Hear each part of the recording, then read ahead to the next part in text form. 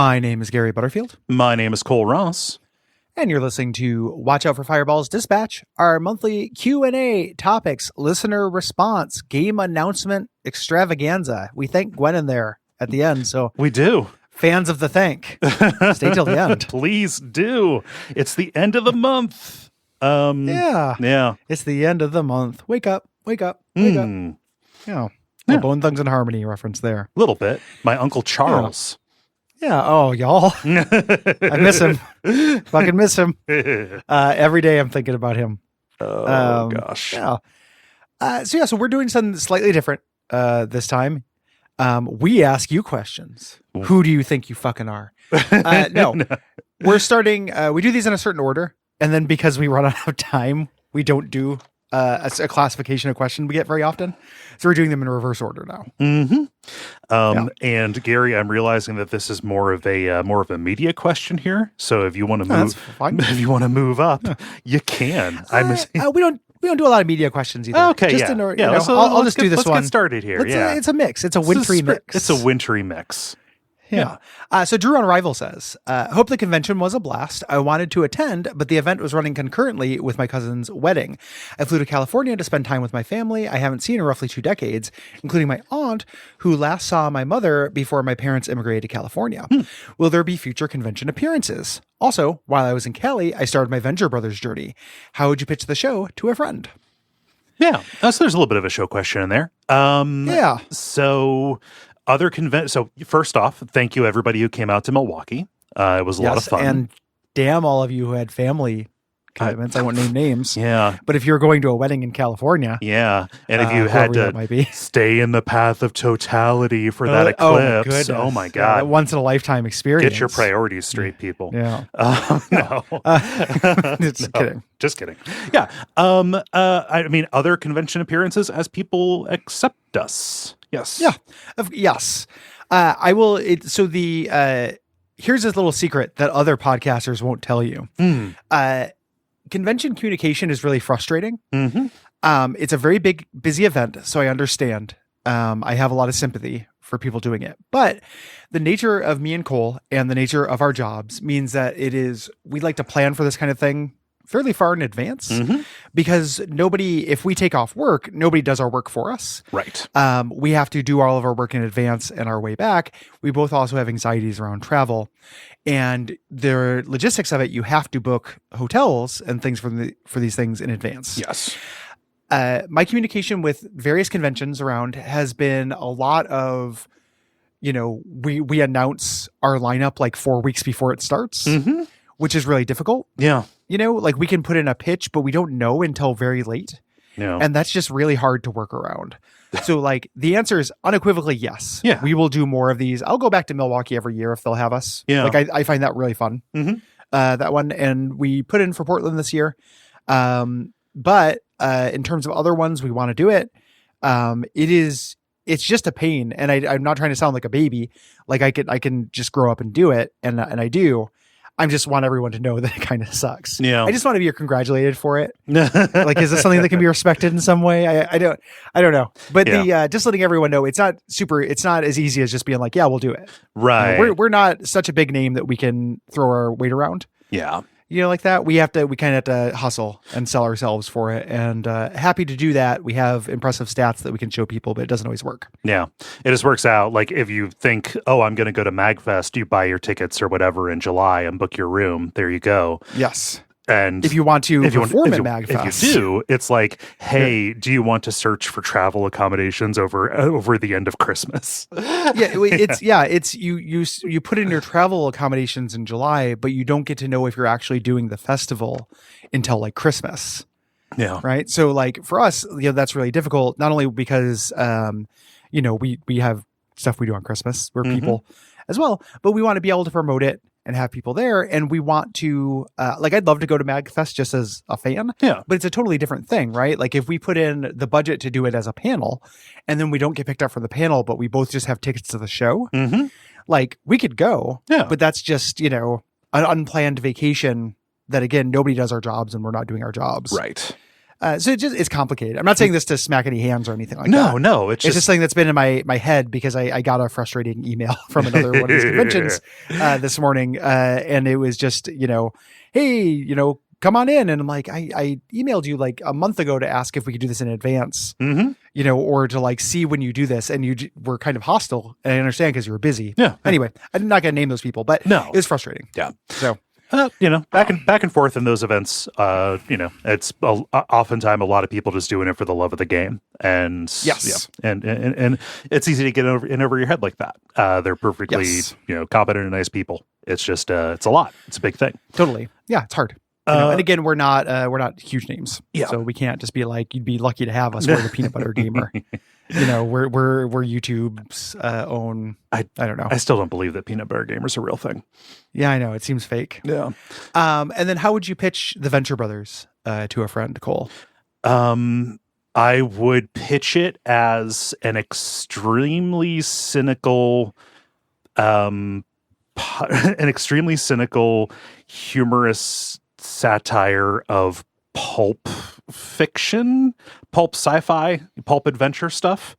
I think that broadly will describe what is happening there without making a lot of promises or falling back on something nebulous like, oh, it's about fear or it's about failure, right? Yeah, or it's good. Yes, which is a hard thing to say. I would also say that it's an Adult Swim style cartoon with stakes. Yeah. Where things like change, like it is a serialized story where the status quo changes. So you get to see what that kind of sensibility, a little bit of what that does. Yeah, in there, without getting too much into like, oh, it's really funny, and if you like X, you'll like Y. Yeah. You can show them the tick. Yeah, and then they'll get a taste of that. Stoned Skeleton says, the other day I was looking online for the OST for the new RimWorld expansion, not realizing it hadn't been released yet. In doing so, I found a podcast reviewing the game. While their discussion was interesting, they got a lot of details wrong. This is no fault of theirs. I have over 250 hours in the game, and I'm always learning new things. Before listening to them speak on it, I had always wished you guys would do a similar episode, but now I realize the time commitment required is unrealistic. My question is, what games have you wanted to do for the show, but probably just won't due to the time commitment? Yeah, that's a great question. It is. So our approach for that kind of thing, and you can stop me, Cole, if I'm not speaking, accurately for us, is that we do those kind of things, but we just try to really present that we're giving a limited perspective. Yeah. Like, you've played a lot of RimWorld, but imagine RimWorld wasn't your shit. Like, we could do an episode on what it's like to be a beginner with RimWorld. Yes. Like, first impressions, but we're never going to be able to get to, the 250 hour mark on the average game. Yeah. For that. So we still can do it, but we just try to disclose that. It doesn't always work. Sometimes people get mad at us for getting stuff wrong. Boy, do they. Yeah. I kind of get it. There are things that I like, there's that John Mulaney joke that like the New York Times seems smart until they write about something, Right. It's the same thing. Like, I'll watch like a streamer and they're like, doing Bellator wrong. And I'm like, that's not right. No. Don't do that. That's stupid. Don't do that. Don't do that. Don't do that. And so I get that. Yeah. As a thing. Yeah. But otherwise, games are too fucking long. There are a lot of games. They tend to be, I don't know. It's kind of hard to imagine covering FF7, FF7 remake or rebirth of that whole trilogy or whatever. Kind of unsatisfying to talk about just 1/3 of a story and just do one of them. And rebirth is fucking huge. And that's even before you get to Gary's aesthetic and creator problems with Nomura, right? Yeah. My various grumpitudes. Yeah. And just the billions of little digressions and mini games in that. Like, that would be a very long episode, a lot of content, but also a very a lot of play. Yes. More play than content. For that. I also think about like any kind of forever game kind of thing. We've got some experiment stuff we want to do with a little bit more of that we have coming up, but with that caveat. And things also pop up even when games are just long, but not like that kind of long, just for schedule stuff. Like this is, when we're going to reveal the games at the end of this, it's my pick, and I kind of panic chose something short because the thing I really want to do won't fit in the schedule. Right. It's tapping us too much right before, summer console RPG and stuff like that. And then like stuff in real life. So there's just concerns, that we kind of meta. One way that we do get around this, where it will be a big time investment for both of us, if one of us knows way more about the game. Like we will rely on that person's knowledge, and the other person will play it till they get it. This is not just a thing that we've done with roguelikes, with me kind of dabbling, getting to a certain milestone, calling it a day. Like that's pretty much exactly how the Stardew Valley episode went. Yeah. Probably how the Plague Inc. Yeah, exactly. Yeah. I was just about to say a little preview. I did hit the I get it button on Plague Inc. Like I like that game, but I don't like it. Yeah. We'll but it's so like I get it. I can talk about it, but I never went super deep. Yeah. If someday we'll do a Balatro episode, similar kind of thing, right? That's another way we can do it, and those are great for us. I think it's like we get to talk to the other person and be like, hey, this is gonna be a walk for you. I really want to talk about this. I want to talk about your early impressions, but also like this is just what I've been doing for air and water and food. I can talk about this no problem. Yeah. What's Nikolai say? Nikolai says, hey guys, maybe obvious show question here. I keep forgetting that you don't sit in the same room when recording. How do you create this fabulous illusion? Do you record each of your voices and then edit them together afterwards? And isn't that a nightmare? And how do you avoid internet hiccups in the recording? And generally, that the technical stuff intervenes with a flowing conversation, even though they did write conversation, which I don't want to call attention to a typo. I just think conversation is very cute. Very good. When I think of hour-long online meetings on my job, my brain starts to wobble. So I'm very curious to hear how you have kept it up. Thank you. Thank you. Yeah. This has evolved. We've gone through a bunch of different setups. Right now, we are using a service called Squadcast. Previously, we were using Zencaster. There are just a bunch of these that are web-based applications that are like Zoom or whatever, but they're made for podcasting insofar as they take a local recording from your browser and upload that alongside just a standard recording that has both of us. And I also, while we're recording, have a DAW, I have Logic going, recording backup tracks just in case we need to fall back to that. And what you are hearing of things coming out naturally is a result of editing. To a certain degree. If there's a big hiccup, anything, we obviously cut that out, or at least try to. And then also a decade plus of knowing each other. Yeah, we know each other's rhythms. Yes, it's editing, but that's become less of a thing. Yes, and I'm not trying to downplay the work of editing or anything like that. But we do a good number of like nothing but nets. Yeah, like we do like a recording where it's like there weren't any markers, there's nothing, we just sat down and recorded the thing. That happens, with some frequency now, and that's just practice. You can hear the contrast if you want to hear us recording in the same room. We recorded an adaptation decay for next month when we were in Milwaukee. You'll be able to hear that. It's fun. Although the hotel room we were in was cavernous and had wood floors. So the sound will be different, and by which mean worse. Yes. So. Marco writes, hello, new supporter here. I'm loving all the shows that I'm having to catch up on. Oh, not having. I especially love your Breaking Bad show, and I was wondering, would you ever consider doing a podcast on another great show like The Sopranos, The Wire, etc.? Please consider The Sopranos, if so, LOL. We like the way that I think about that, because that was the Venture Brothers slot, is that's the TV slot. Yes. We will do another show that we consider great. It may not be The Sopranos or The Wire or anything like that. Like I'm pretty horny to talk about review. Yeah. At some point, and it will go really quick. It's like 22 episodes. Yeah. But yeah, I have no, problem with that in theory. I think that there are things that are slightly less covered You know, like a really big, Wire podcast just wrapped up. I know there are a couple of Sopranos ones. Mm-hmm. One of the things I was thinking about, if we wanted to follow that kind of prestige TV thing, just because I know you would love it, is I don't know if there's a really like definitive Deadwood one that I've seen. Yeah. And you would love Deadwood. I know I'm not trying to recommendation, No, I feel like it's up your alley. That's been on the docket forever. Yeah. It's also manageable. It's 3 seasons that are of reasonable length. Yeah. Yeah. So I've got no history with The Sopranos, and I've watched The Wire once and I enjoyed it, but I don't know that I have anything to say about it that is a unique insight into it. I feel like doing the Breaking Bad show is probably the closest that we're going to dance to that particular like mainstream success, prestige TV show kind of thing. Yeah. One thing about like The Wire show is I would want somebody from Baltimore to do it. Yeah. Somebody who has like history with that, because it's such a, the city's a character. Mm-hmm.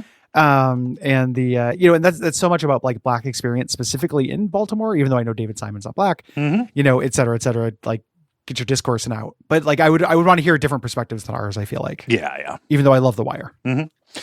Yeah. And again, no catalog on The Sopranos for me. Same. I watched the first season and thought it was okay. Mm-hmm. I'm a little bit allergic to dream sequences that show what characters really think. I think that's a very cheap, narrative construction. Mm-hmm. And I think that they did it a lot in the first season. My understanding is it keeps happening, but the rest of the stuff gets better. Okay. So I'm Sopranos curious, but I have not watched it.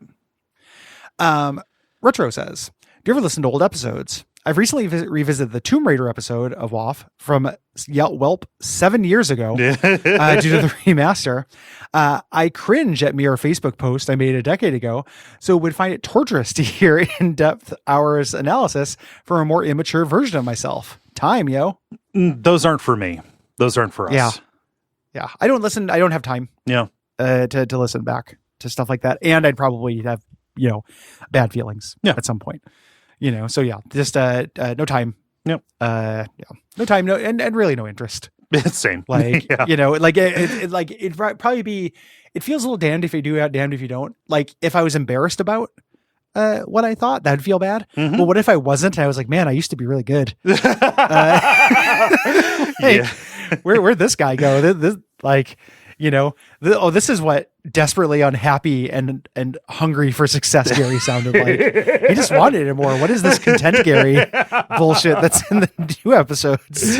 Yeah. Nothing to prove Gary is boring. That would be the worst case scenario about it. Yeah. So, yeah. It's just, we talk about this too, but like podcasting has no replay value. Like anytime where we've had to redo, any kind of content at length, it's terrible to do that. And listening to the episode and hearing something described and then us breaking to analyze it, I would say, oh yeah, I kind of remember this, or based on what they said, it sounds like an example of blah, blah, blah. And then 10 seconds later to hear that exact same thing come through. It would be kind of like talking into a microphone and hearing yourself on like a half-second delay. Yeah. Yeah. Oh, yeah. It'd be weird. It's also podcasting, doing it the first time is fun because it's improv-y. Yes. Like we have notes, but we also like any digressions or jokes or everything. That stuff just comes to us. And for, not like I'm not trying to toot any horns or anything. It just pops up and it's fun because you get kind of surprised by it as well. Yep. And they would be missing that part. Yeah. No. Yeah, what does Idange say? Idange says, that right. One of my favorite things about your content is listening to how creatively and effectively you both articulate your thoughts. Do you attribute your talent with this to any particular source, such as higher education, literature, creative exercise, or even simply just podcasting experience? That is a very sweet question. Thank you. Your podcast has the success of a runaway train. I think practice is probably the biggest thing. Practice, and I know for myself, I really like being understood, and so I try to speak precisely. Yes, when I can, sometimes to a fault. Yes, right. Like it makes both of us react poorly sometimes to criticism. Mm-hmm. because we will feel like we're misunderstood. And sometimes we are fucking misunderstood. Yep. And we're reacting appropriately. But sometimes there are false positives about that. That's like something we both share. Yeah. I have always been like that. Ask any of my exes. It is literally just baked into me. Yeah. And it's not like a conscious thing where I went and listened to a bunch of stuff and made notes and say like, oh, I want to emulate this. No creative exercises. I read, but also I wouldn't say that like literature contributes to a bunch of stuff. Higher education, No. like I study broadcast, but this is not. I apply some stuff, but this isn't that. Yeah. So like I think it's literally just experience. It's experience. And then I also think that like when I was listening to podcast, like different podcasters coming along at the right time. Yeah. I had this theory that like, and it's, you don't really need to divide people because a lot of people listen to both, but this idea of like people whose critical podcast approach was informed by idle thumbs versus people whose critical podcast approach was informed by Games for Windows radio, GFW radio as a thing. And like one of the things that's interesting when I've talked to people about our show versus others is that like there are podcasts who are very informed by that idle thumbs approach, which is very much they're talking to each other, and GF radio, it's more they're talking for an audience, which is kind of what I feel like we do. Like there's not, we take because we're who we are. We want to explain things. So we try to do that. It's like an interesting thing. Like I think that came along at the right time for me to start thinking about games in that way and kind of model that behavior a little bit, even subconsciously. Yeah. So that's the best answer I can think of there. Yeah. Cash says more Baldur's Gate 3 content, maybe in honor mode. Nuzlocke would be sick. We can't do any more Baldur's Gate 3 content. We're capped. We're doing as much as we can. I have an honor mode playthrough that's about halfway through Act 1 that I poke at when I have free time, but I've just been busy with work stuff. I do want to talk about honor mode as a complete thing at some point. Yes. I do want to have it done. If I had my druthers, if I was not gaming for work, like let's say I was retired, I would have already completed, another playthrough of this game easily. And would be poking at the edges more. Just work stuff and everything. Yep. I think Cash also might be talking about like, maybe Baldur's Gate 3 streams or something like that. And just, again, capacity. Again, time. Yep. Yeah, time. Will streamed Baldur's Gate 3, so I can recommend that if people want that. And it took him months. Yes. He did it co-op, and it just took so long, and just like it's just hard to do. Yeah. Just time. Just time.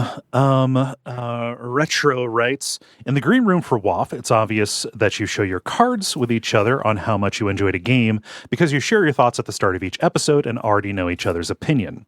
Do you talk to each other in depth as you progress or hold your cards close to your chest to avoid influencing each other's opinion? Just curious to know if it's ever been an intention to avoid clouding each other's judgment or not. Cheers. I've never thought of this actively. I will commiserate every once in a while. Yeah. Or I'll be like, this is sick. Like we'll send each other a message. It's like, Lunacid's got the juice. Yes. Or like, God, I'm fucking struggling with this. But it's not out of wanting to or not wanting to influence each other. It's just because we're friends. Yes. And then sometimes we get to recording and we don't know what one another thinks of something. Yeah. But because, see point A of constantly trying to explain ourselves, I usually will just say this. I will just say out loud, we haven't talked about this before. Yeah. So I just, it's important to me to prime the audience for that for no fucking reason. Not at all. No. Yeah. For pure bad brain things. I'm like, I'm being dishonest if they don't know that. Like I'm going to get in trouble. Yeah. I don't know what it's about. It's just, bad brain. Yeah. Oh my gosh. Yeah. So like occasionally we will like warn each other about something like, hey, this is probably going to take more time. Budget accordingly, but we'll usually say like, hey, not to poison the well or anything. Just to say like, it's literally just like warning about like particular rough patches or saying, oh, there's something really cool here. Yeah. Right. Well, we both really like the website, the Before I Play. and using before I plays as a general noun. Yeah. So we will be like, hey, let me know when you start this. I have some before I plays. Yes. And usually it's just to cut down on beginner friction stuff. Like if the game isn't about finding that kind of thing. Mm-hmm. Like there are certain things that are worth knowing going into a game that will just make it smoother and knowing it won't rob anything from you. Mm-hmm. Like, for example, Dandara has that option that increases the number of checkpoints in the menu. So like Cole told me about that, which helped because I don't feel like the way that was meting out checkpoints was adding a meaningful challenge, really. Mm-hmm. I did not mind having more of that to cut down on frustration. Yes. Oh. Yeah. Do you want to move on to media? We don't have to do all show questions. No. We're just doing them in reverse order. But we don't do media questions all that often either. True. Yeah. Yeah. Let's see here. This will be you with Futz. Futz says, hey. No, you didn't do it. No, you didn't do it right. I thought I did do it right. Hey. Oh, you have to do the laugh? Yeah. I was the first one wasn't an attempt at a crusty. I just didn't want to scratch up my voice. Question for you two on horror media.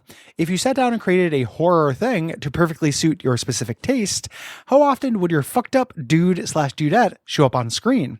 As examples of what I mean, cosmic horror has the habit of the monster so horrifying I can't describe it in writing, versus modern horror's game of show off the baddie in the third act. What makes you more invested in story, world, or spooks? Love the shows. Hope you're doing well. Thank you, Futz. Thank you. This weirdly lines up with Talk to Me. We just covered that for Unfilmable. It should be coming out this week as of the time you're hearing this, which doesn't really show the monster. But like there's a point in that episode where I say like, I don't actually need to know the shape of the thing that is working here. All I need to see is the impressions that it makes on people. That's the shape that I care about. I would definitely show the effects of what it is doing rather than just getting like good and gory close-ups on the thing itself, right? My favorite things that do this usually do a little bit of both. Yeah. Like you see the thing in the end and you only kind of see it. Mm-hmm. Something I think about is the monster from The Ritual. And that was precisely what I was going to say. Yeah. Like the Ritual is really good. I like that movie a lot. It's not perfect, but I think it's a good movie. Mm-hmm. And they spend a lot of time not showing it. And then when they do show it, it's great. Mm-hmm. Like that's the kind of tension and release I really like. Would The Ritual be as good if they never showed the thing? If it was just like a cult that was paranoid and wasn't worshiping anything? Mm-hmm. I don't know. I think that the rest of the stuff, the scaffolding wasn't good enough in that movie. Yeah. I was talking about this like on Twitter too, where like my floor for horror stuff is I get to see some fucked up shit and that can not necessarily be the monster. It can also just be fucked up things happening. Yeah. I don't find that to be a fail case, indulging in that base emotion. Like food isn't bad if there's a little bit of sugar in the sauce. Right. As far as I'm concerned. So I like that mix. Mm-hmm. Don't show. Oh shit. Yeah. Or see also like Hereditary, right? Yeah. Like, it eventually becomes this demon chase. There's corpses and nude old people everywhere. Yeah. I really like that kind of explosion of like, you've waited this whole time and now, rub your face in it. Yeah. Cinderelf. Hey guys. Cinderelf says, hey guys, thanks for recommending the You Don't Know Jack game show. Me and my partner have really enjoyed the 5 episodes we've seen so far. Fully expecting a no, but is there any chance you are going to cover the rest of the episodes? Episode 3 is insane and 5 is pretty fun too. Maybe someday, a long enough timeline. Yeah. Like we've done multiple episodes of the Mario Super Show and Pac-Man. Yeah. Maybe in a long enough timeline. Yeah. Not going to say no. It's not a priority right now, but yeah. Yeah. Any chance is doing a lot of work. Yes. There. Like there is any chance, but no current plans. Glad you like it though. I also liked it. I thought it was good. Yep. Eli says, hey guys. Last year, I made a point to go see more movies at the Cool Theater that's in walking distance for me. They show old movies nobody's heard of, foreign movies nobody's heard of, and indie movies nobody's heard of. Even indie movies about jokers that be trans. Both last and this year, they've been showing monthly cult movies. So here in July, I'm going to be seeing The Man Who Fell to Earth. That's great. Gary, as my reference on David Bowie, what album song should I familiarize myself with before seeing this movie? Follow up, have you seen the movie? Do you like it? Expand on that. I'll tackle this in reverse order because it's easiest. I saw it when I was a teen and was first getting obsessed with David Bowie, and I was too young to appreciate it. Okay. It's been on my list to go back to forever. It is a difficult, experimental, kind of boring film. Okay. Not non-derogatory, like intentionally so. It is a cool movie from everything I've read about it, but I saw it when I was a teenager and had no attention span. No. So I think Eli is probably going to be set up for more success. Yeah. Appreciating it, and it's been on my list to revisit forever. Even just that environment will probably add a lot to it as well. Oh, tons. Yeah, you'll be locked in. Like you can't be distracted or anything. That'll be really good, as opposed to me being like a hormone-addled teen. Yeah. Just like who knows how many errant boners I got for no reason during that. And not even just sexual awakening. David Bowie boners, just Candy Clark. Wind. Jeez. Well, yeah, and also just I'm alive and I'm 13. Like that's like my body's screaming at me, like you might have to procreate. Like I don't know, you never know. Like is it happening soon? You might gotta. And then in terms of familiarizing yourself, so that movie came out during right before Bowie's Berlin period. The still from that movie is the cover to Station, which is an album I like a lot. That's the one right before the Berlin trilogy trilogy. Yeah. That is probably the closest to that kind of detached alienness. So like in The Man Who Fell to Earth, David Bowie is an alien. He's an alien in the Ziggy Stardust era, but he's a rock and roll alien. He's a star man. I would listen to like Station, Low, Heroes, and Lodger in that era to probably get a sense for what's going on. Yeah. With that version of Bowie. And those are also really good albums. So, they're great. Yeah, that's my favorite. That run, and then up with Scary Monsters included, is my favorite run of David Bowie albums. Nice. And I have tickets to go see The People's Joker tomorrow, but I'm not going to be able to make it. Oh no! Liv has a play rehearsal, so I'm going to watch it on streaming and kind of consider my tickets I bought an endowment to the arts. Yeah. So I thought about going by myself, but I'm so behind on work. And Liv wants to see it too, so like I want to watch it when. Yeah, save it for when you can watch it together. Yeah. Yeah. So I'm gonna see if I can find somebody to take my tickets off my hands. But I feel bad because I really want to see it. No. It's just timing. Yeah. I miss being around an indie theater, like there's a small theater a couple towns away that does, classic showing kind of things. It's like a nice, fancy, old fashioned kind of theater. But like, I don't know, when I was living near campus in Cincinnati, they had the Esquire and they were always showing stuff. Yeah. Yeah. It's great. Yeah. Like I love, I live very close to the Hollywood Theater. That's where we do the Lovecraft Festival. Every year I see a bunch of indie movies there. Wouldn't watch 12 hours of Lord of the Rings. Nice. Love it, indie theater. Yeah. Mike writes, apologies if this has come up already, but I don't remember ever hearing you guys talk about the canceled Resident Evil show on Netflix with Lance Reddick, and I was wondering if either of you watched it. Despite being famously terrible, I personally couldn't watch more than 2 episodes. It took a lot of creative liberties with the material, and I was always curious to hear your thoughts on it, given that you're both diehard Resident Evil fans. Did you end up watching it, Cole? No, I forgot that it existed. I remembered it, but we haven't watched it. It was ironically was in the like, we'll do that for work someday. Yeah. And then The Reputation came out and everyone hated it. And I was like, well, I'm in no hurry to watch that for work. It'd be fun to do the first 2 episodes of it. It's funny that you bring up watching the first 2 episodes and not being able to get through them, because we talked about this a little bit in Milwaukee, but like for shows like that, we're just like, why don't we do the first 2 episodes? Like we're always like, oh, we can't watch 2 seasons of The Witcher show to record about it for an hour. That's a bad, work to content ratio. No. But we don't have to do the whole show. No. Like we could watch the first 2 episodes of Resident Evil and talk about that if we don't want to watch the whole thing. No. The stuff that it chooses to show, like Lance Reddick is Wesker, and it is like pulling from a weird like lead up to 6 into Revelations and Revelations 2, like the they're Wesker children, the Wesker children. Yeah. Oh my God. Yeah. I'm kind of, and I love Lance Reddick. Yes. Like so much. National treasure. Rest in peace. Yes. So vaguely curious, but neither of us have watched it. Yeah. Patrick says, confession time.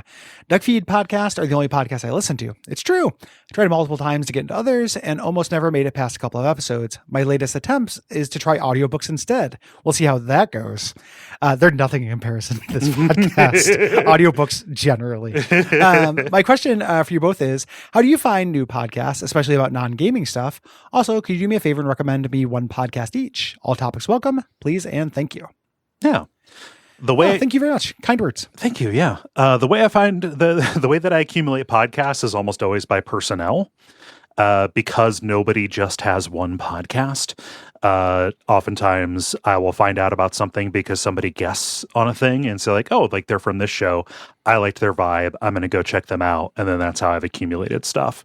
So like, if you look at a bunch of the stuff that I listen to, mostly politics stuff, it is like a nexus that is formed around the Majority Report, Sam Cedar's daily politics show, and people who have kind of sprung off of that, and then Behind the Bastards, people who have guested on or are kind of associated with the Cool Zone people.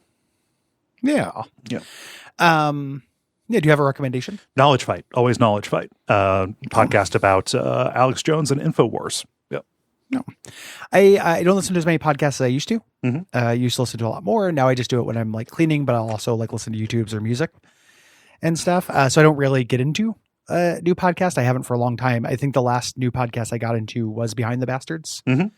But I haven't followed any diverticula from that. And then my perennial recommendation is always HP Podcraft. Yeah. HP Lovecraft Literary Podcast. Nice. Brady writes, have you guys seen the Fallout show yet? If so, how are you liking it so far? Any hopes for what they do with the future episodes? I've only watched the first 2 episodes. Mm-hmm. I know you've watched the whole thing. I have. Me and Liv are just, we're sipping it. Mm-hmm. I love it so far. The first 2 episodes are really, really good. And like this this feels like a simple carb. So I feel a little self-conscious saying it. Everything looks just like it does from the fucking games. Uh-huh. I know that it's caveman like to enjoy that. Yeah. But me being able to turn to Liv and be like, oh my God, that's literally the turret. Uh-huh. That it looks exactly like the turret, and not just the turrets from the new ones. It looks like the turrets from the first one. And she just doesn't understand what the fuck I'm talking about. It's great. Like it's a vault, right? It's a Bethesda era vault that they're in. Yeah. Yeah. It looks just fucking like it. Uh-huh. And like it's more than that though too. That was the fear was that it was just going to be that. It was going to be like Zack Snyder's Watchmen. Mm-hmm. As a thing. But it's not. Like so far at the very least it's interesting and good and has a fun tone and is funny. Yes. So really into it so far. It demonstrates a knowledge of the source material, and I believe honors it. Again, separating the Bethesda era of Fallout from before, but also it has a great mystery and uses what I think is the coolest idea from the Fallout series. So nice. Yeah. I'm very excited to watch more. So I will hopefully. I know it got renewed. They just saw that announcement. I will have hopes for future episodes. Yeah. Then. And we'll do it in some way, shape, or form for the show or on the network. Like definitely. Do you want to move on to game questions? Do a couple? Yeah. Or life questions rather is the next category. We just have one. Yeah, we only have one. Yeah. We can do that. Is this me or you? This is you. This is me. Eric says, as museum lovers, as well as semi-frequent Wisconsin visitors, ever given thought to going to the House on the Rock? It's a slight drive, but one of the most incredible collections of anything I've ever seen. For example, there's a 3-story whale statue fighting a squid with a walkway around it that has a shipping-themed collection. By collection, I mean a single window would have 75 different knots. Another window would have 80 different semaphore flags. Has a shipping themed. Oh, like shipping. Okay. Got you. Yeah. At the bottom, there's a mechanical robot octopus that plays a song for 50 cents. I know both of your blue skies have expressed only happiness to time to travel home, but might be worth the extra effort as explanations and descriptions online don't do it justice. Yeah. I've never heard of this. This is out west past Madison, so it would be a little bit of a hike. We would have to extend our stay out there. Looks neat. Yes. Yep. This is, I knew about this growing up because, growing near here. I never managed to make it myself, but it's been on me and Liv's list for a while as a cool thing to do. Yeah. So it would be hard to do. I would want to do it just like on a vacation. I don't necessarily want to do it while I'm doing. Yeah. One of the things I realized like this last time was like, oh, that's, I knew this before, but like that's work. I don't want to necessarily try to make that a vacation. Like I'm working the whole time. Yeah. That's going to burn me out if I just go for fun. And I like Milwaukee a lot. I like Milwaukee. I love Madison. Like those are great towns. So yeah, I would love to do it just as a vacation. Yeah. And that's dink life, baby. You get some dual income, no kids. We might be able to take vacations. Sick. Let's see here. Moving on to game questions. Care says, how do you like reloading weapons to work in games? Because I personally don't like when weapons automatically reload when you attempt to fire with no ammo. I much prefer having to hit a completely separate reload button. Some of the best oh shit moments I have gotten from Resident Evil games is attempting to fire, unaware I was out of ammo in my clip, only need to hear my gun go click, click, click when the zombie got closer. Are there any games you've played with particularly novel weapon reloading or memories of when reloading added to the tension of the game? It's a good question that I'm a bad person to answer because I am a habitual over reloader. Yes. I reload after every volley of shots whenever I have any downtime whatsoever. There are games that punish you for that. Yep. We talked about Half-Life Alyx where you throw away full clips when you do that. They try to stop you from doing that. I have not played enough games like that to where I can acclimate to it. So it just ends up being kind of a friction where I like, oh shit, I'm throwing away mostly full clips through a thing. And then I never really get used to it because I'm so used to just reloading after every volley. The throwing away full clips thing makes for some interesting moments in Helldivers 2. A game that I played around with, would like to play more, but multiplayer stuff. It is also, you have incredibly limited ammo and it becomes this, okay, do I sacrifice a little bit of this ammo now to have a full clip for whenever the next thing I'm trying to shoot is coming, or do I economize my ammo, use all of it and risk needing to reload at an inopportune time, right? That is an interesting trade-off. I think the game needs to be a little bit built around that. And that feels like it is. Otherwise, I also am a habitual reloader. This is something I think is interesting and that cool things can be done with, but I just don't have tons of experience with. Yeah. So I personally don't have a strong opinion. I think it's neat, but I tend not to notice it. Yeah. Ryan writes, oh, sorry. This is me. No, it's okay. It's we're going in reverse order. It's weird. We are. Yeah. Ryan says, when playing some classics, you might say, I don't have another playthrough in me. Chrono Trigger, what are some classic games other than Baldur's Gate 3 that you do have a few more playthroughs in you? Also semi-related, saw the revisit for Super Mario World and the old Mega Man X. And do you think you'll ever triple dip? Once in a decade, Mega Man X could be interesting. We probably won't triple dip. Probably not. That's a fun idea. I like that idea, but there are games that I have more in me probably that are classics. Trying to think. I'm itching to play New Vegas again. All the talk. All the talk. Yeah, all the talk and the TV show. It's really got me itching to play New Vegas again. Yeah. TV shows got me itching to play Fallout 2 again. Yeah. Old survival horror game stuff, right? Like, I don't know, if somebody came to me and said, you need to beat the Resident Evil remake or before you can do anything else, I would say, thank you. I've been meaning to have an excuse to do that. Yeah. Right? Like, I will 100% play the original Resident Evil 4 again. Yeah. Like in my life, no problem. So like plenty. Yeah. The ones that I want to, the difference for me is the ones that I want to replay have mechanical like interest. It's not just narrative interest. Yeah. I think about narrative games that I really love. I probably, I don't know if I need to replay them like as a thing. Like I like Citizen Sleeper a lot. I don't need to know if I need to replay it. No. It's like, it's a narrative. Like I had my story. If I'm replaying, I want to be in that mechanical space again and see things from new angles. Yes. For me personally. Yeah. Francisco writes, could each of you recommend off the top of your head, a cool video game that you haven't covered in any of your shows? Yeah, that's a fun question. Cool video game. Cool video game. I got hung up on that same word. Yeah, totally awesome video games. Cheating a little bit to say something that we're going to do for a show at some point. At this point, it's not on the list yet, but it's something we're going to do. It kind of ties into the earlier question we had, because length is what is making this hard for me to fit in the schedule. I wanted to do it this upcoming month. But Mercenaries. Yeah. Everything I read going back to, like, I like that game when it came out. When I'm reading about it, when I'm like, want to scratch the itch without having time to replay it, and I read about it, everything sounds more impressive to me. Mm-hmm.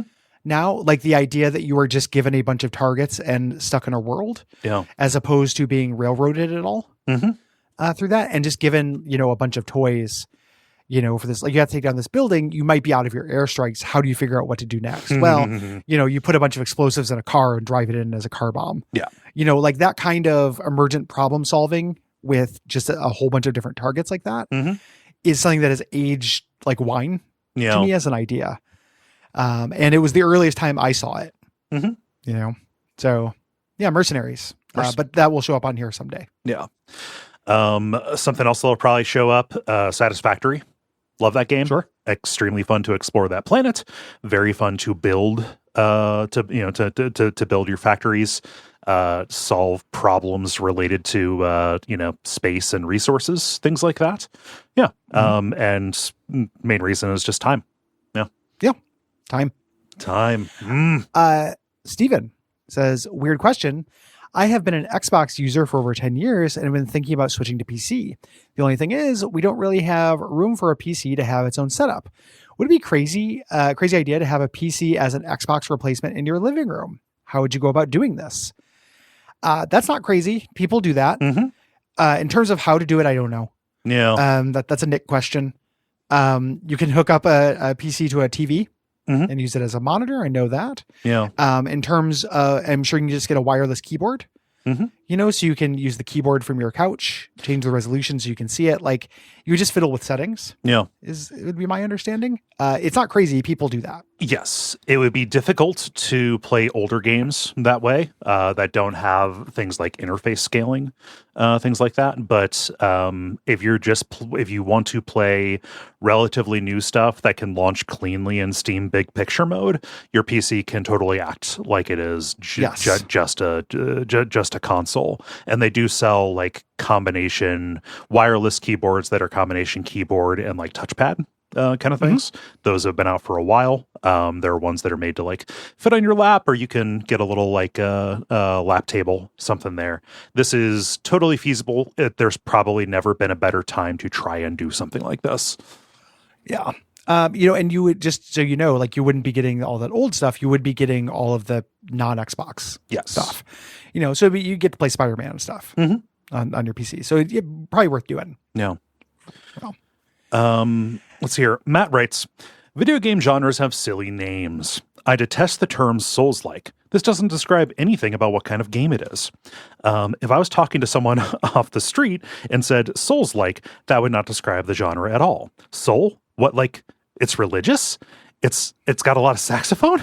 What would both of you name the genre if you could change it? I've been thinking of endurance action. Both because these games often require patience and the desire to try and try again.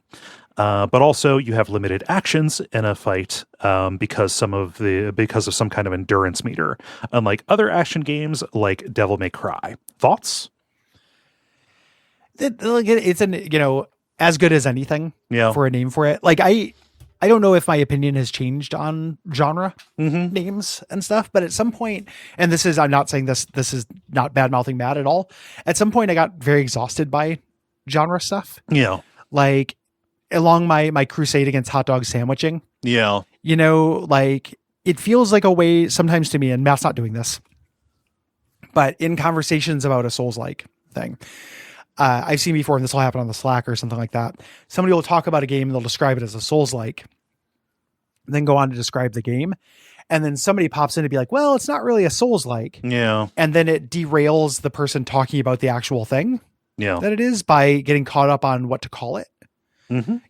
I keep going back to, like, genre names are only useful to the degree that they're helpful. Yes. Like, if it describes something to somebody and it helps them understand it, then it's good. You know? So for me, like Souls-like, I know what that means. Like if somebody describes something as a Souls-like, I know a box of things it could mean, and that just kind of points me in a direction. Yeah. And then I have to investigate further, because if you were to call it just endurance action based on that, that could describe, the Surge, but also Kingsfield 1. Yeah. And that is, those games those are so far apart that it still just does limited work, in terms of conveying information, I guess. Yeah. I pretty much the same on my part. Like, yeah, Souls-like is a little bit goofy, but language is about communication. So, like I also wouldn't walk up to somebody on the street and say, how do you feel about action RPGs? Wait, you mean like rocket propelled grenades, like Black Hawk Down? Yes. Like, what are you talking about? Like if you are talking about a game, you're probably talking to somebody who knows games. And Souls-like, conveys, because everybody kind of knows what that means, or what it could mean. Yeah. Right. Like it's a box. Like you can say, like, people talk about that with Hollow Knight because of checkpoints and getting your souls. Yeah. Even though it's very different, it's the thing. I think that sometimes genres come across as if like we're often in situations where you have to make an elevator pitch to somebody on a game, and that doesn't actually happen that often. Yeah. In a thing, like if somebody is interested enough in the basic, idea, they can ask more questions and drill down. Yeah. So if somebody says something's a Souls-like, I know the box of things it could contain, but that's not going to be the only piece of information I have. So it doesn't, for my purposes, it doesn't matter that much that's inaccurate. No. Like the taxonomy should go genre, here's the box. It is like blank, and there's a comparison, but it diverges in X, and X is the thing that is special to that game. Yeah. And then you can throw in adjectives as needed. Yes. Things like you would say something like hard, or like challenging. Yes. For, if you're talking about Dark Souls, because that's useful information, right? Yeah. Like if I'm recommending Dark Souls to somebody who's never played one before, it's useful to say that's not going to like autosave every couple minutes. Yeah. Genre is such a bad word for this stuff, because genre in any other context would mean like, what is the subject matter of this? Yeah. Right. Dark fantasy. Yeah. Okay. Dark fantasy. So is it dark fantasy like Warcraft? Well, that would be a real-time strategy game versus dark fantasy like Kingdom Come Deliverance, right? Yes. Well, okay. Completely different things. Oh, this is a horror game. Oh, is it horror like, I don't know, is it horror like Resident Evil, or is it horror like Amnesia: Machine for Pigs? Both of those are scary, but they don't actually have a lot in common. Scary. I'm just, yeah. Yeah, no, I know. I just wanted to get in a dig against Porknesia. But yeah, no, it's not, it's inelegant, and I understand the urge to try to solve that elegance and fix it. I just don't again, I just think that there are very few situations in which it's an elevator pitch. Yeah. Like there are, if you're just kind of browsing a game, if like you're cruising the Souls-likes tag. Yeah. But you're not just going to download, you're not just going to click download all. We see what happens, and you get Iron Pineapple having to do all those horrible Souls-like things. You're going to go and look at the thing, or watch an Iron Pineapple video. He's delightful, and you can see him do all the work and kind of explain the stuff and break it down further. Do you want to do lightning round? Let's do lightning round. Okay.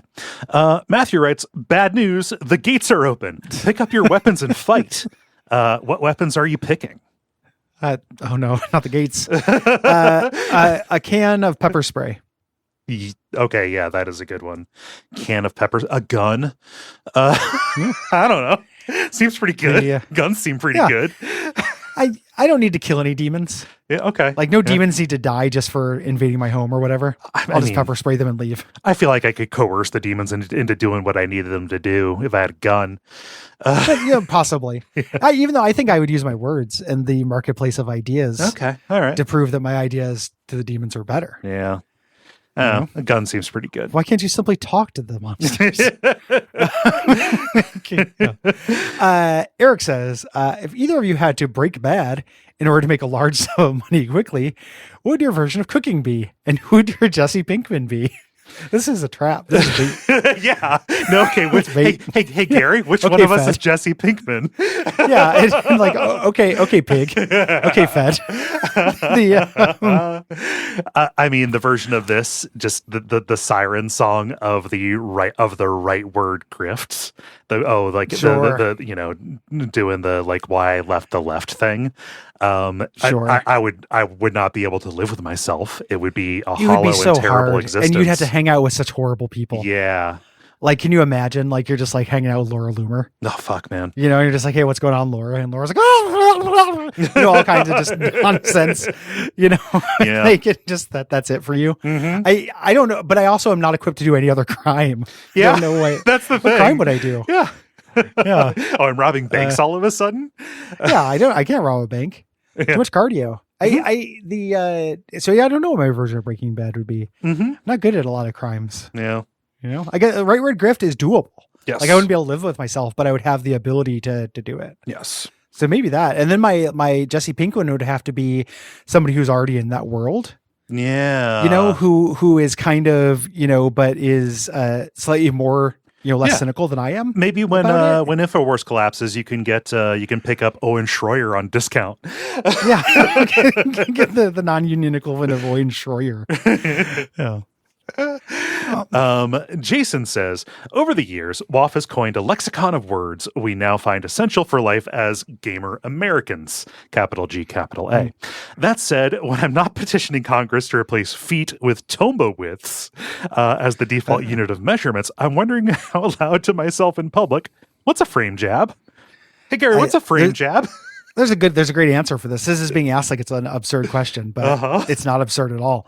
The answer is it is a made up fake way of talking about like counter frames and stuff, like absolutely deep fighting game stuff. Yeah, like how you'll do like counters and reversals and cancels. Mm-hmm. It's an umbrella term for all of those things. High level fighting game.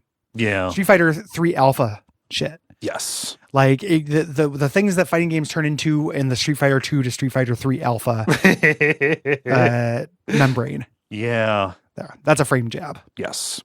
And though we didn't get to record Ducktionary when we were in Milwaukee, our recording day ended up being pretty busy, actually. We are going to be recording Ducktionary, more of that in the future. There's one episode of that on the premium feed, and there will be more coming down the way. Yeah, because it's fun to do. We just had to get back in the groove after the trip. Yep. Naveen says, you've mentioned the concept of podcast as a service where listeners who haven't played a game will listen to the WAF as a way to secondhand it. Do you engage in podcast, video, writing as a service and experience games secondhand? If so, what pulls you to an experience a game that way? I can answer this. Yeah. I do this from time to time. I read text Let's Plays. Mm-hmm. And I watch YouTube essays on games I'm not going to play. Mm-hmm. Typically, what pulls me to the experience is the subject matter more than anything. So it's either on text Let's Plays, it tends to be a game I would like to revisit but don't have time. Like I will read, the Shadowrun Genesis, screenshot Let's Play, or EVO or something. And then on videos, I will watch video essays from like Grimbeard or what have you on old weird scungy games I'm not going to play. Or like there's a guy named William SRD who does tabletop based video games and does a bunch of weird old ones. That I find difficult to play. Yeah. And difficult to find time and user unfriendly. So it tends to be subject matter for me. Yeah. But I do the video or reading as service kind of thing quite a bit. Yeah. I do this less. If I do end up doing it, it'll usually be a dive into like a series or a particular game's TV tropes.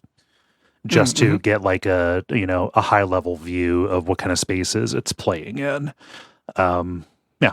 So that's really it for me. I'll do that too. Yeah. It is fun to, and like, again, speaking of, when we were in Milwaukee, we recorded an adaptation decay, that was going to come out next month. And that is a perfect, just read the TV tropes Yes. thing.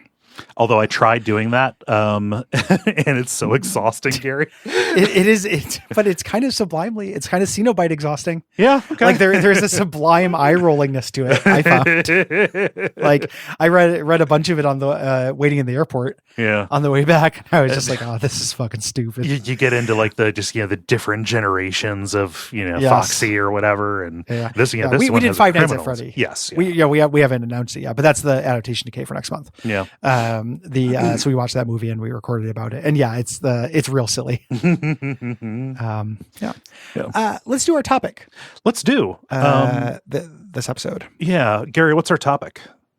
Antoine says, Dear Cole, Dear Gary, what is your opinion on the issue of physical copies of games? There is no doubt that the future of the industry is moving towards the disappearance of the physical model, disc, cartridge, etc. This disappearance puts me in an ambiguous position with pros and cons on both sides. And they kind of talk about that, but that's the topic. We're going to talk about that here. There would obviously be problematic cases of the physical only mentality defended by certain companies like Limited Run, Special Reserve, etc., which in my opinion take advantage of consumers concerned about physicality by simply scamming them. Where do you stand on this debate? Do you still buy physical games, or is it a thing of the past? Cheers from Switzerland. Thank you, Antoine. Oh, yeah, thank you, Antoine. Yeah. Hello, Switzerland. So physical media versus digital media. This is one of those things that, like, and I don't want to speak for you. You can tell me if this is true of you. This is the kind of thing that is considered like a hot topic. Among our peers, that neither you or I are as nearly as invested in as some other people are. Right. I'm not exercised about it. Is the thing. I have preferences, but those shift over time. And the thing that tends to shift that is how recently did I build a PC? Yeah. Yep. Yeah. So in a general sense, like just the personal before the kind of like philosophical, I guess. For me, I like a physical game if I'm going to be sharing it. So, I will get a game like me and Liv bought one copy of Tears of the Kingdom. Yes. I like a physical game if it is a collector's item. Something that's nice on my shelf. Like I have the Gabriel Knight big box 3D games or big box PC games on my shelf. I'm never going to install those. I don't think I have a disk drive that can do it. I just have them as box candy. Yeah. For me, that's it for me needing physical copies. I've gone pretty digital pilled on this stuff. That is, my experience, and it works out fine for me. Yeah. Where are you at on this? If it's on a console, I prefer physical, and that is partly because when I moved back to where I live now, for the first several years, my internet connection was two cups held together by string. So like downloading something, it took longer than I would want. Right. So I just solved that problem, getting the consoles with the disk drives, and then taking and then installing them from there. I still have that preference. Steam has been around long enough that I trust it when I buy like a big marquee, AAA, kind of thing. If it is a Nintendo game, and there is a physical copy available, or a game for Nintendo, that I want to play on my Switch, I will get the physical version of that, given Nintendo's history with digital stuff. Yes. I do not have faith in the future, that when they do whatever they do with the Switch, or the successor to the Switch, that you will have account continuity between them. And I also do not have faith in the future that those games that I bought on the Nintendo eShop for the Switch will remain available. Right. So at the very least, I have those chips, and I have an old Switch that I'm going to keep around, and I will be able to play them that way. Right. Yeah. Everything else is fine. Yeah. The thing that ends up for me is I don't have faith in any of that, but I do have faith in emulation. Yes. Like I have faith in piracy. Which like it's really wild to me to think in 2024 of that as like being any kind of moral stance, because it feels like we've all people do it. People do it, and it's fine. Yeah. And the worm has really turned on that. In terms of like how people's attitudes about that, because for a while I felt like when we first started this podcast, it felt more justifiably morally gray. And then as companies kept showing their asses in terms of just delisting things, like Nintendo being like, we're going to close this down, download the stuff or you'll never have it again. Yeah. And if you ever delete it, you can't de-download it. Like, that fucking sucks. Yep. Nobody likes that. It's just a money saving measure for them. It does nothing for the art, so why should we comply with it? Yeah. As a thing, like, what moral compunction do we have at that point to not just steal it or emulate it? Right. I don't think there is one. Right. No. And you look at things like, Virtual Boy and stuff, like things that are just, they're not putting out. Yeah. Like, if the company's not going to make it available to buy, I don't care about pirating it. So like, while I like to keep those things in mind because I don't trust, Switch, I don't trust Nintendo for that kind of thing. If I ever really want to, replay, Crimson Shroud, I know I'll eventually be able to play it on my computer. Yes. And that's speaking from a privilege of somebody who, I have a good computer and live a lifestyle where I can basically always have a reasonable computer. At this point, I know that's not true for everyone. Yeah. But for me, that is true. Yes. There's also like, I like having stuff on a shelf. I like organizing it. I like having, when I beat a game, I move it to this, to this shelf. And I've got all my beaten games separated from the ones that I still have yet to play, right? Or still have yet to finish. And that is satisfying. That is particular to me and my enjoyment of organization. However, yeah, I love stuff on shelves too. It's just other stuff. Yes, like I also, and I wouldn't be opposed to having this stuff on shelves. Like the other thing, it's weird how this intersects with privilege. Yeah. In a weird way, because the other thing is that, up until, pretty recently, I haven't lived in the same place for more than a year, not by choice. And that has done a big number on my ability to have a physical collection. Yes. Things. I'm not trying to be like, owning a physical game is ableist or, classist or anything. This isn't Twitter. Like, I'm not trying to be an insane person, but it is a thing where like, I just couldn't do it. So digital has been a real godsend for that, in that like games I bought on Steam when I first moved, or when I lived in Illinois, I still have. Yeah. Where I've moved 10 times since then. And if I was relying on a box, I definitely would have lost or gotten rid of those things. Yeah. So a big upside for me in that respect. Yeah. I mean, so talking about the philosophical stuff, because I've exhausted my personal kind of preferences on this.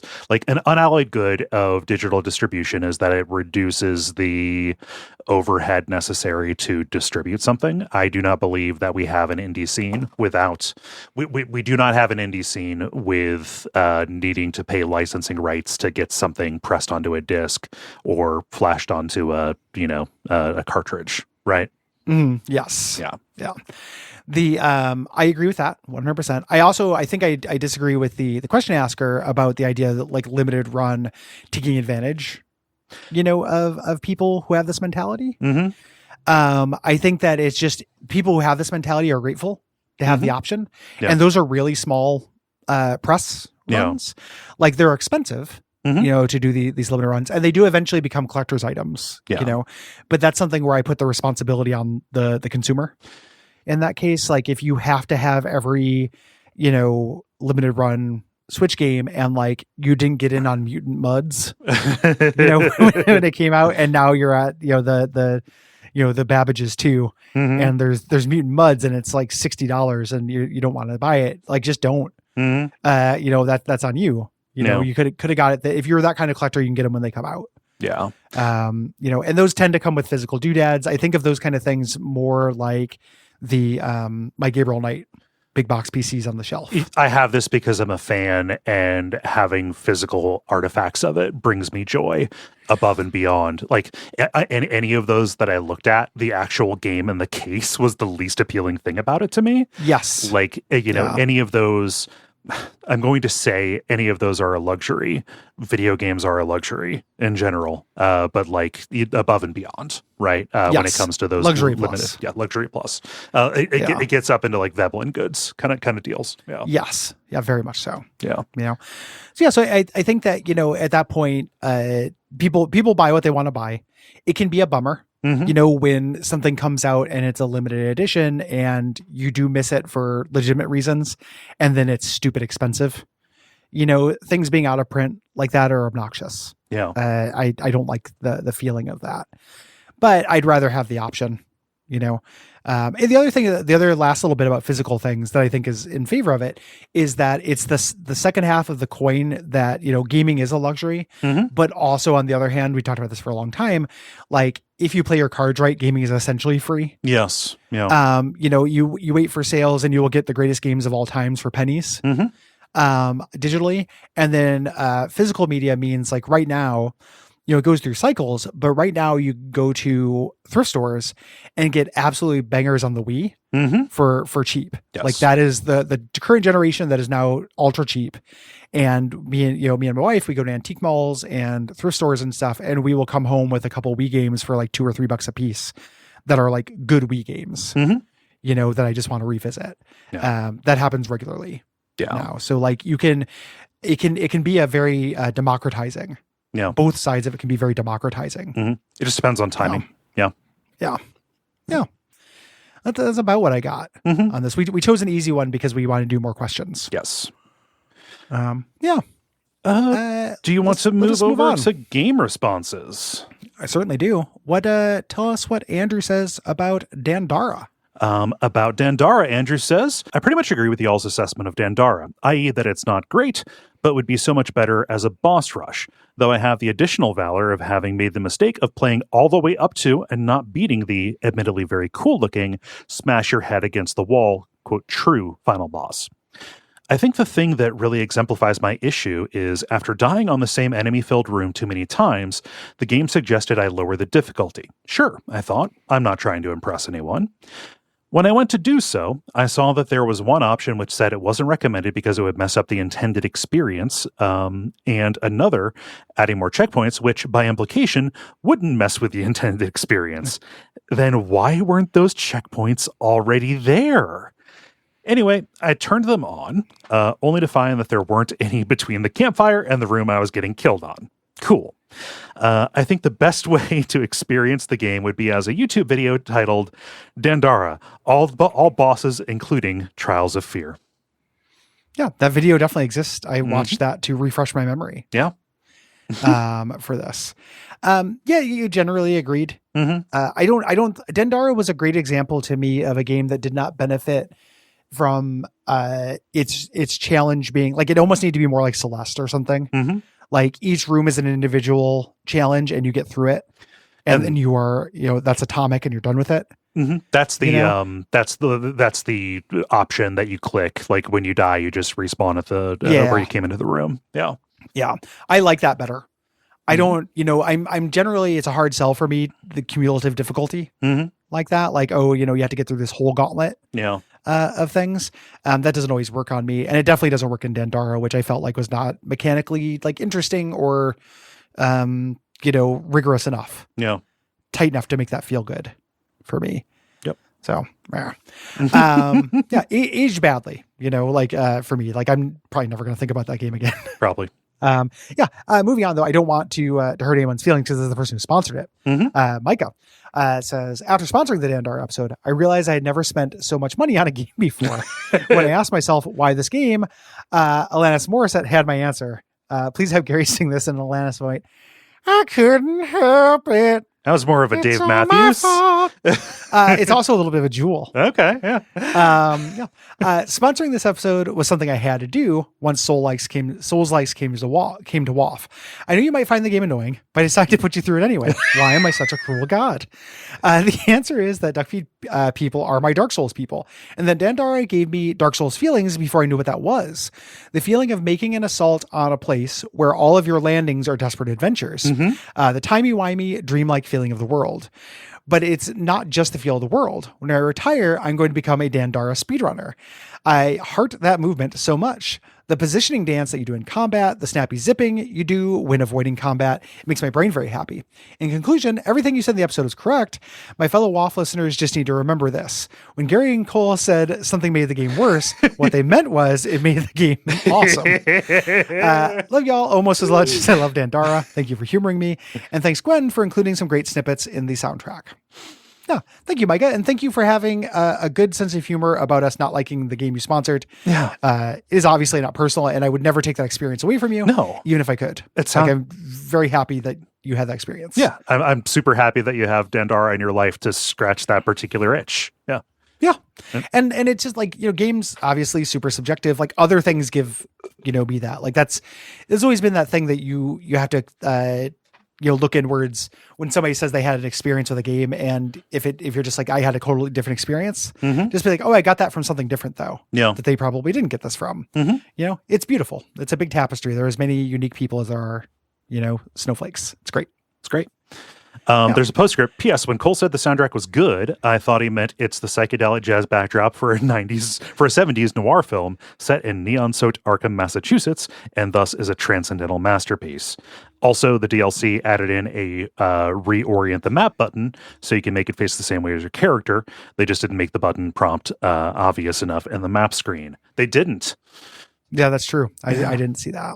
Yeah. I also didn't see the postscript because of how Google Sheets works. They changed it. You can now you can. So it used to be Google Sheets would snap you to the beginning of each cell as you scroll down. Now, at least in my browser, check it out. Yeah. So like it's Neat, infinitely usable. Yeah. Yeah. Because previous to this, this is so boring. If a question was too long, I could not see the bottom of it. Without changing my resolution and stuff. This time it just kind of broke off clean in my browser, so I thought that was just the end. But yeah, good to know. Fuck. Thanks, Google. Moving on to Lunacid. Is there anything they can't do? Is there anything they can't do for a little bit and then kill it or rebrand it in such a way that it's useless? Yeah. Is there anything they won't do? Moving on to Lunacid responses. Autumn says, I loved Lunacid for the most part, but I found the adherence to maze-like level design a significant detriment. One old school maze area, sure, but there are maybe like 6 or 7. The game has incredible moments like finding the Holy Battleground, killing the Jotun in the Sanguine Sea, or getting Death's Scythe. But those confusing mazes really brought down the mood for me, as did the final boss.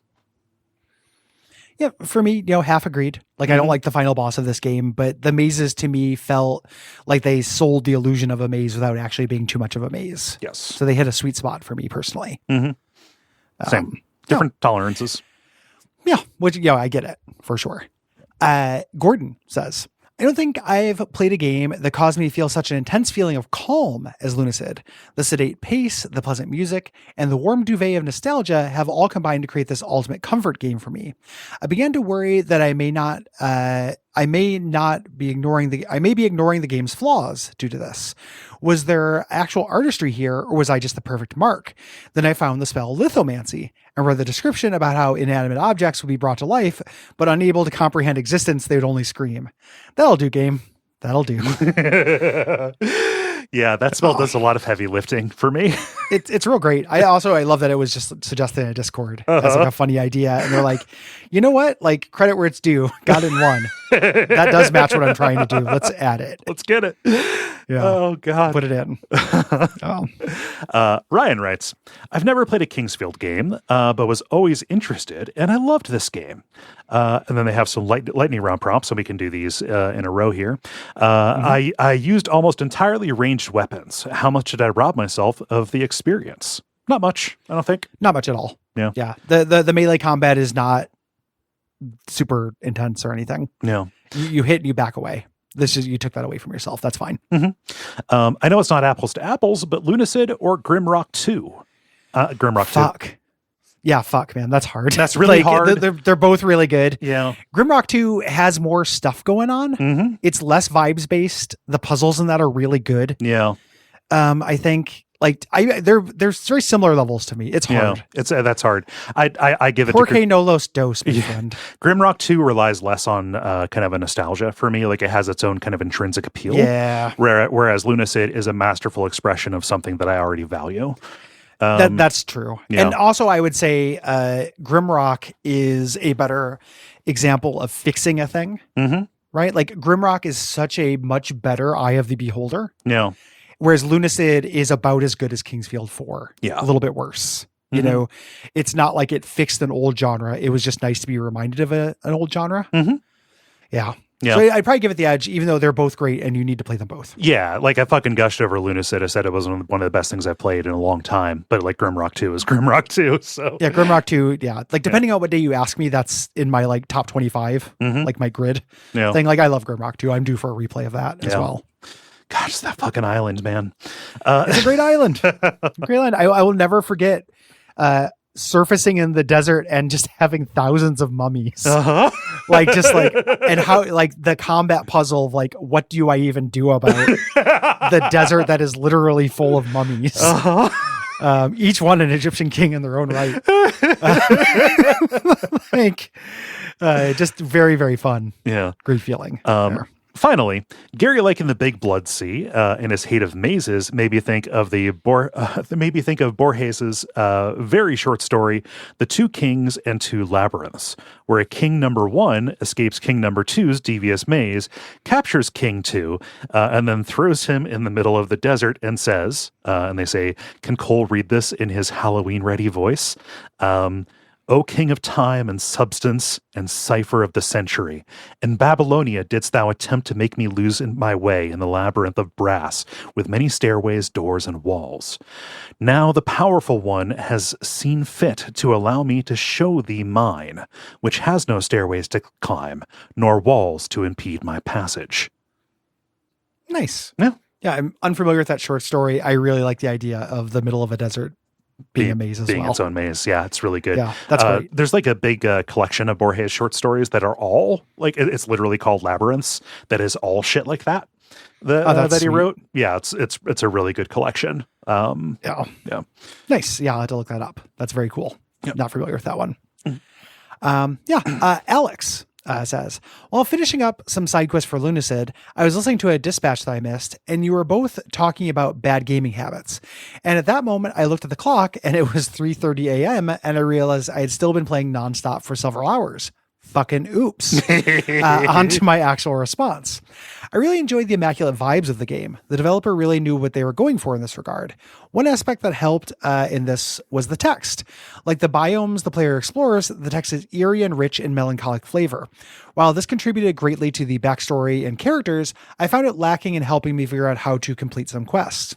For example, in the Accursed Tomb, there's a sign that tells you to light the fire of Prometheus to the mausoleum, which is as straightforward as it gets without saying, turn on the lights, numbnuts. However, text regarding the VHS quest, killing Death, killing the Jotun, etc., seemed a bit more out of the way, and I had to lean on guides for these.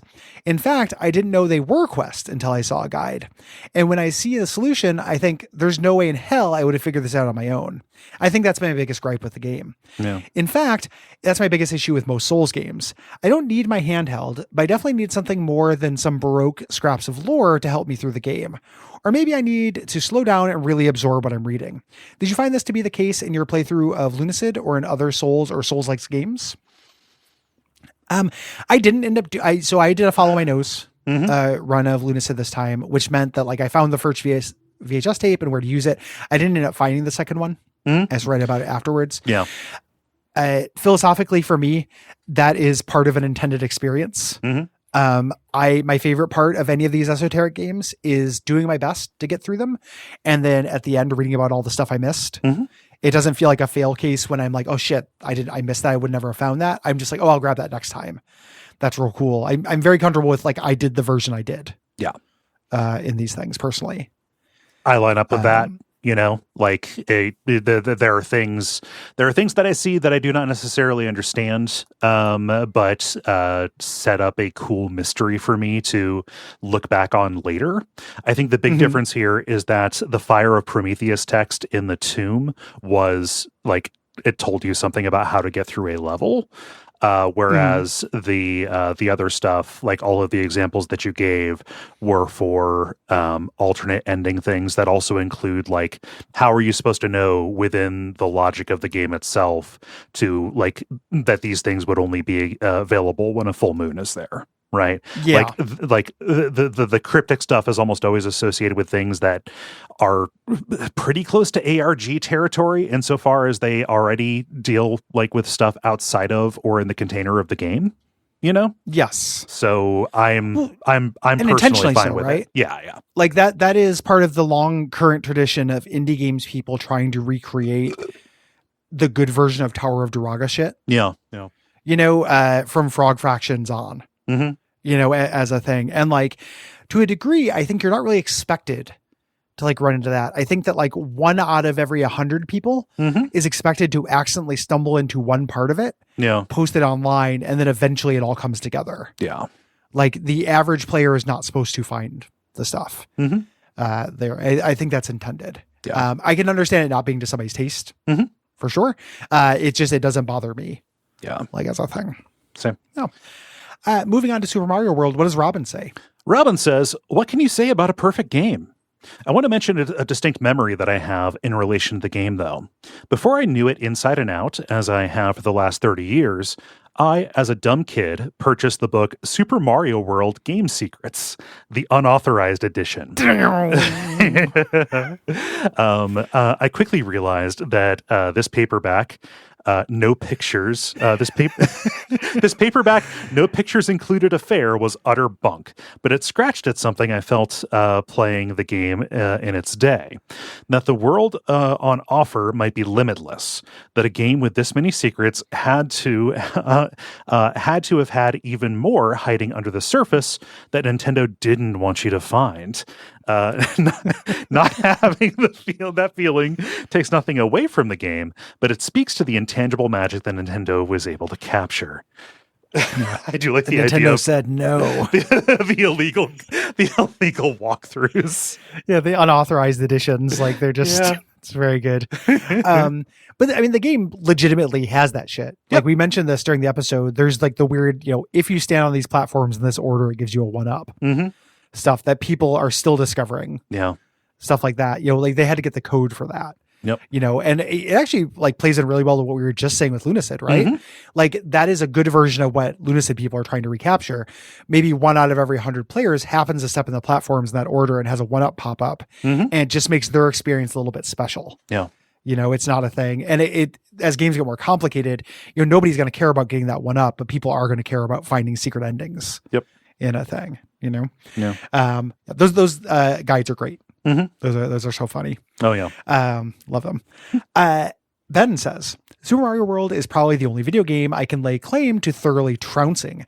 But back when I was 7 or 8 and still learning the game, I hit a wall on the Donut Plains boss, Morton Koopa Jr. Time and time again, my stupid kid hands couldn't get the timing right as he dropped down on my head. Finally, one day, I managed to figure it out and landed that second hit, defeating him with my younger sisters cheering me on. I swear to God, that fucker stretched to fill the entire TV screen before being banished to the ether from whence his evil came. Every other of the 10 plus times I've played through and every YouTube video I've looked up, he stretches only a little, but not to the screen covering extent that is seared into my brain.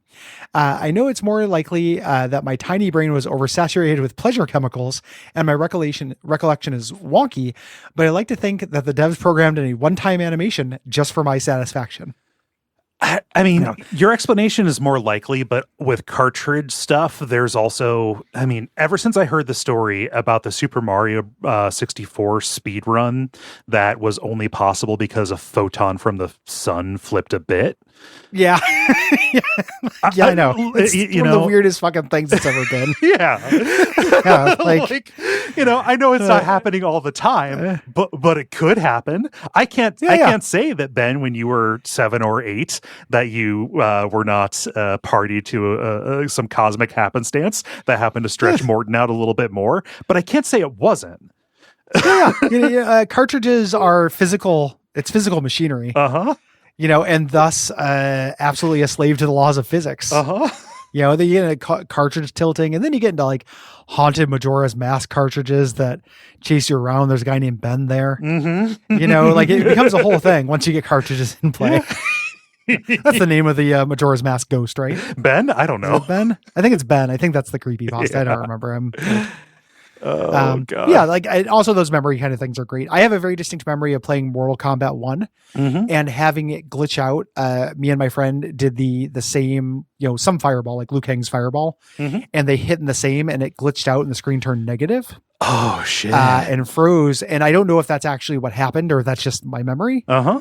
But we spent like a whole day trying to recreate it. A very, very fond memory of me wasting my absolute time that I could have spent learning to play an instrument or a language. Right. An entire day. Tears and rain. Ryan writes, I doubt my story with Super Mario World is that unique. One of the first games I played along with Final Fantasy IV and A Link to the Past. The first game I actually beat on my own, and easily a core to my love of 2D side-scrolling games in general.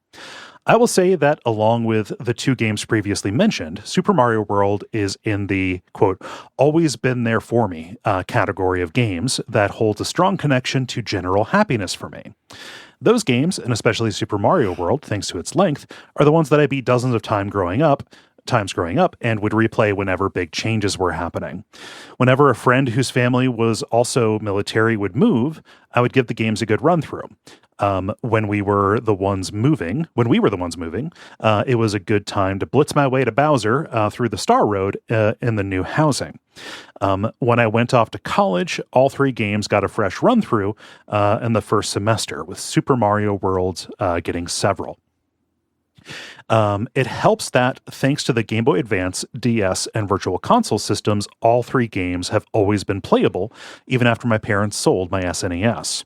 Even now at 35, I regularly do a quick run through Super Mario World on a weekend morning, or full completion across my 2 days. And while I will never care to try crazy Kaizo ROM hacks, I am slowly beating it with a friend in the style of one person handles the left side of the controller and the other does the right. It is in this category of perfect video game to me, and one I will never truly let go of. I've talked about it other times on the show, but I forgot to bring it up during the episode. We did that multiple controller version of that during Duckstream, and it was some of the most fun I had with multiplayer gaming, like basically ever. Yep. Me, my long running joke on Guppy of not wanting to hand anything to the McElroys, but that is a good idea. Very good. Them doing that, and it was very fun.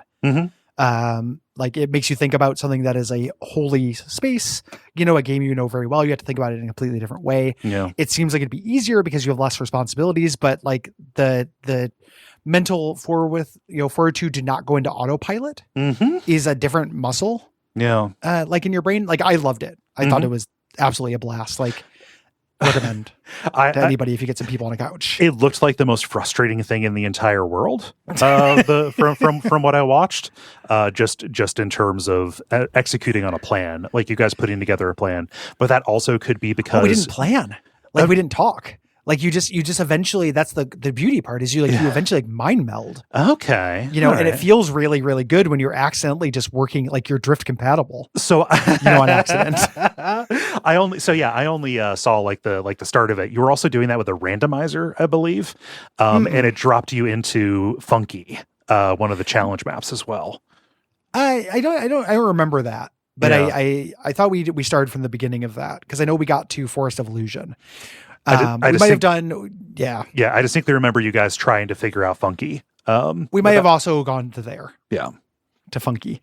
But it is a long night staying up late, but it's, to me, like the idea of planning that kind of stuff seems really difficult, to me, cause then you're running into like turn the middle side topwise. Yeah. Wait until I get to the 3 o'clock and then jump 45 degrees backwards, things like that are going to be confusing. But just kind of my favorite parts of that were we weren't talking and just perfectly executed a thing without thinking. The three of us were one. Yeah. Beautiful. Love it. Yeah. I also like how often this game's been re-released where like at any given time I have like 10 different ways to play Super Mario World. Oh yeah. Like even on accident, it's on everything. Andrew says, up until I got a GameCube for my bar mitzvah, I was only allowed to have handhelds.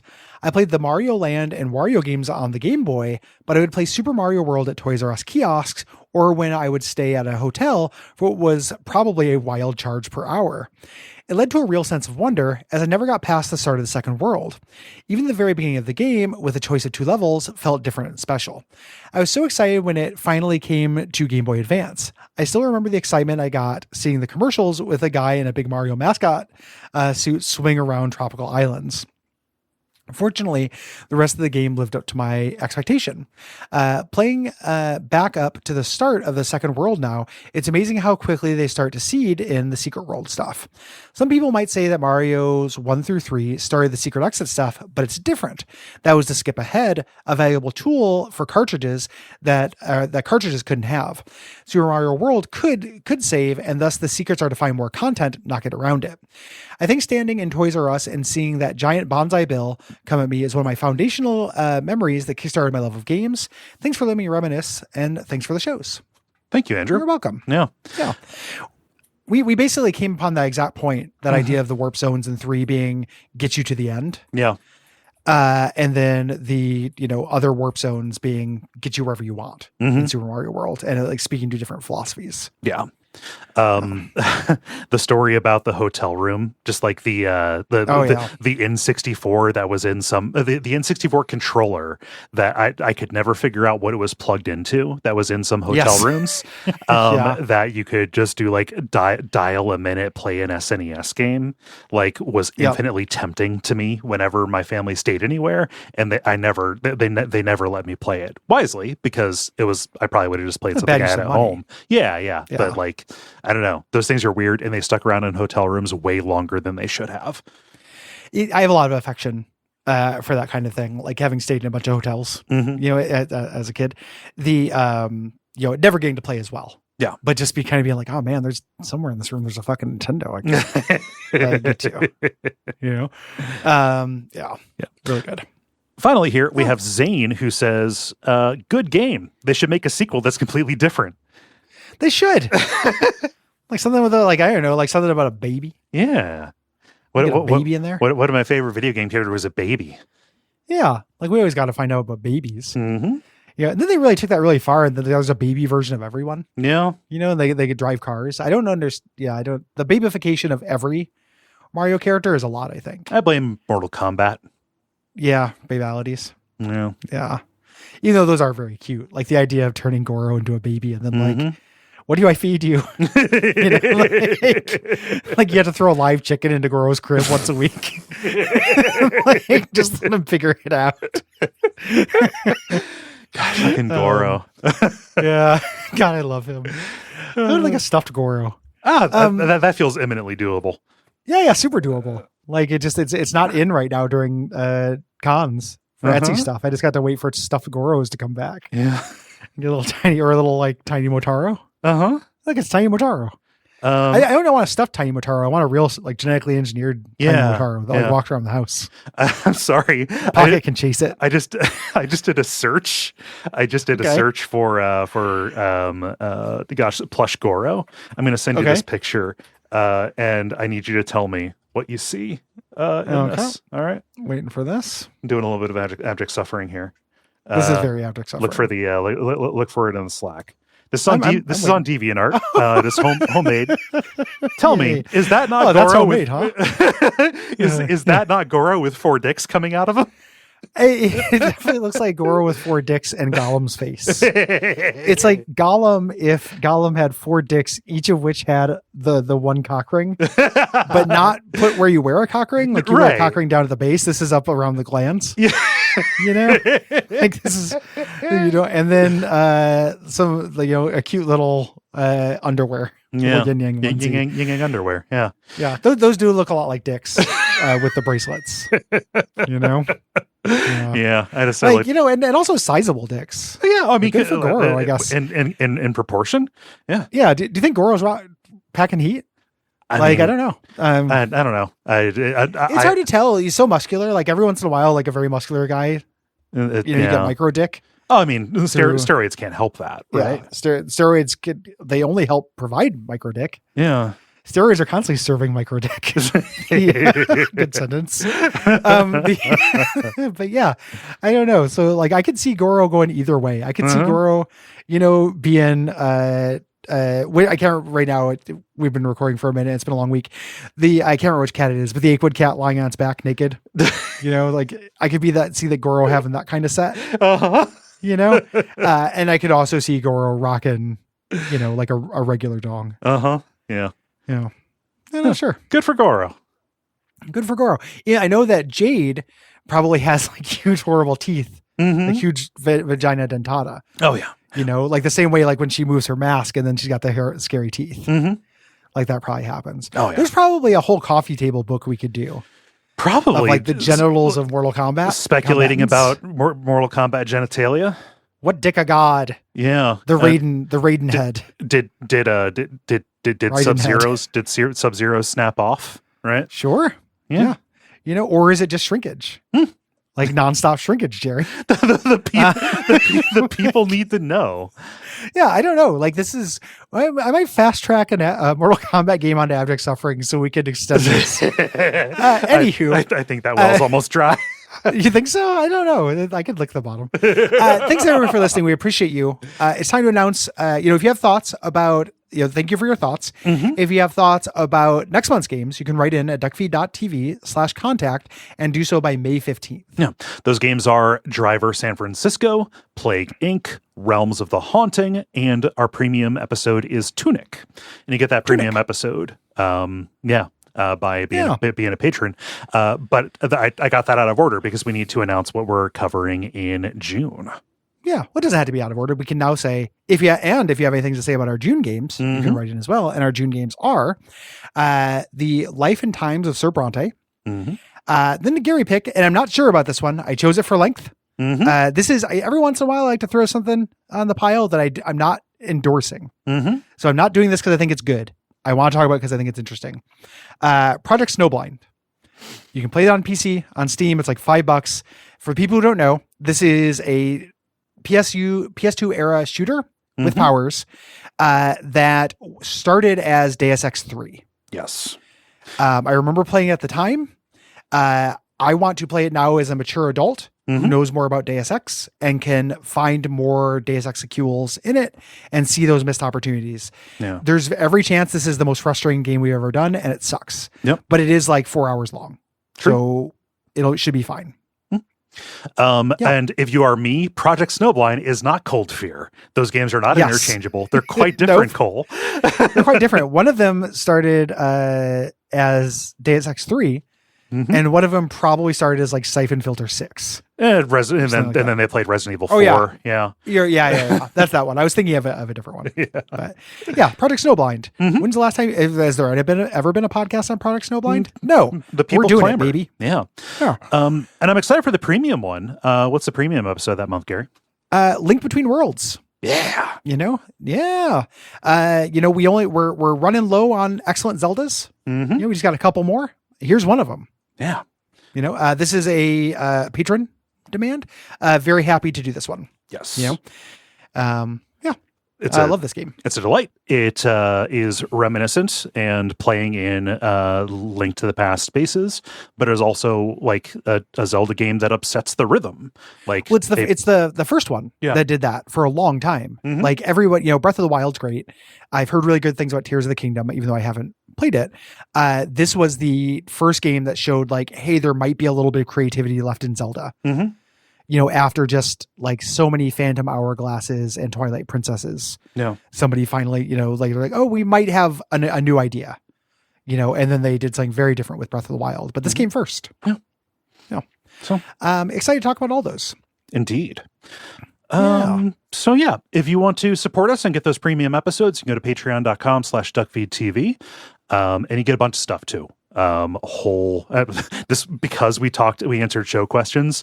Like this was really heavy on like unfilmable and adaptation decay content. Those are all shows you get on the Patreon. Yeah, not intentional, but we'll take it. We'll take the synergy. We think those shows are really good, and we think you would like them.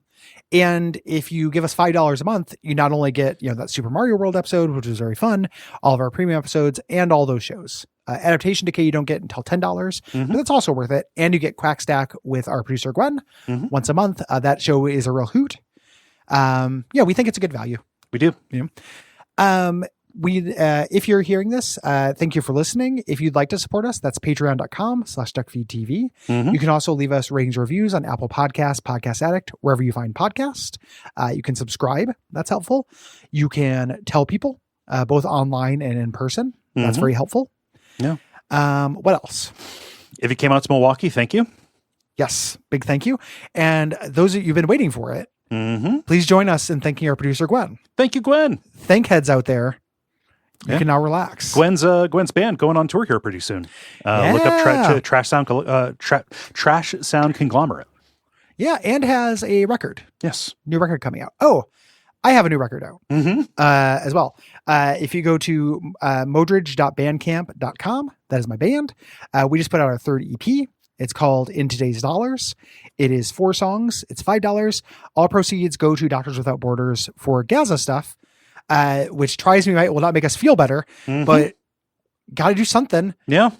Fucking A. Yeah. Like absolute pure black world tendency. Yep. Yeah, awful. But we are going into the studio in June to record an album, and I'll talk about that when that comes out as well. Nice. So yeah.